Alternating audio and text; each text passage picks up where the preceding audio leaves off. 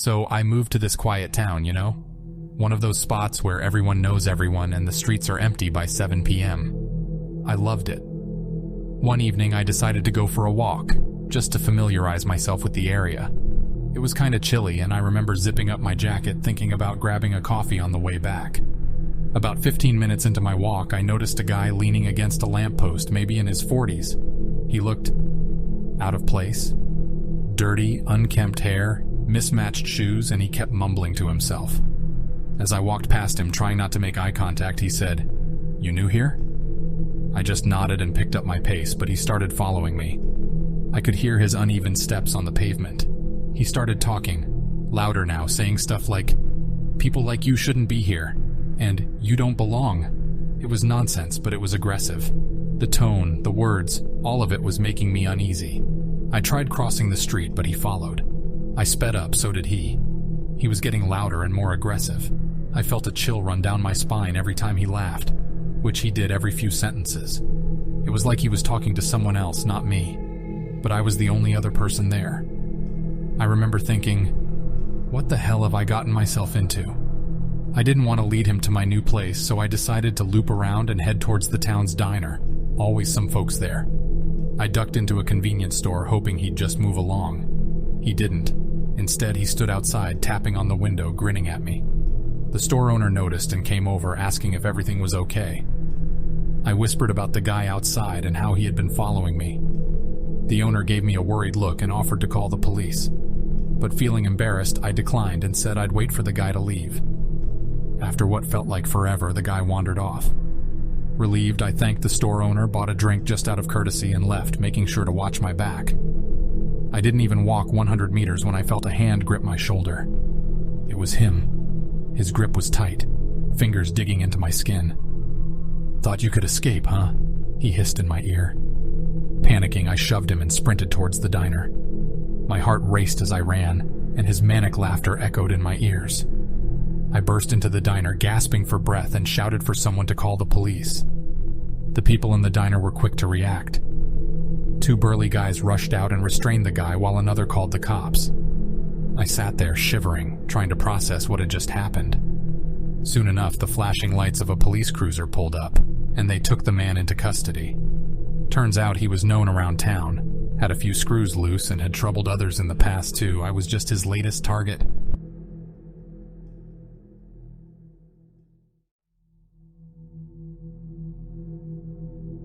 When I got my new home, a decent kind of old 2-story place in the suburbs, I was on cloud 9.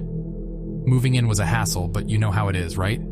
The joy of your own space overshadows the fatigue. However, things started getting wonky the second week. First letter arrived on a Monday. Plain white envelope, no stamp or return address. Just my name scribbled on the front.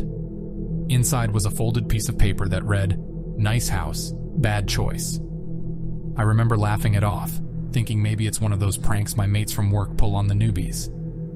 A few days later, though, another one came. "You're not alone in there." This time it wasn't as funny. The letters kept dropping in over the next couple of weeks. Each message was creepier than the last. "I see you've settled in," or "I liked your blue pajamas last night." I thought about moving out. But hey, I'd invested nearly all my savings into this place. I couldn't just run away from a piece of paper, could I? And besides, maybe it was still someone having a laugh at my expense. But then the photos started coming. The first one was a blurred image of my house taken from the street.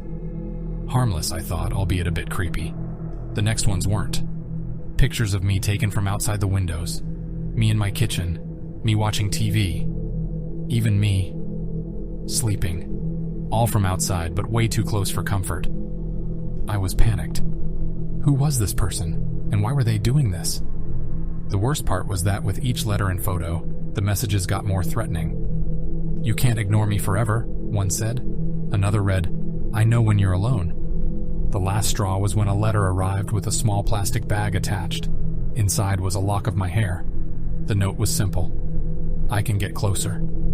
I felt trapped in my own home. I started keeping all the lights on at night, double-checked all the locks, even barricaded my bedroom door when I slept. I also got into the habit of checking my surroundings when I arrived or left my house. scanning for any sign of this mysterious stalker. I finally mustered the courage to go to the police. They looked concerned, especially when I showed them the bag with my hair. They took all the letters and photos for evidence and promised to look into it. I remember one officer suggesting I stay with family or friends for a while. Days turned into weeks. No more letters, no more photos. The police couldn't trace them to anyone specific but said they'd keep an eye out. But honestly, the damage was done. Every rustle, every unexpected sound, every shadow in the night. They all made me jump. The sanctuary that was supposed to be my new home had turned into a cage of anxiety. Last I heard, the police had no leads. They asked me if I had any enemies, exes with grudges, stuff like that. But no, nothing I could think of. I eventually sold the place, moved to a new city, got a new job.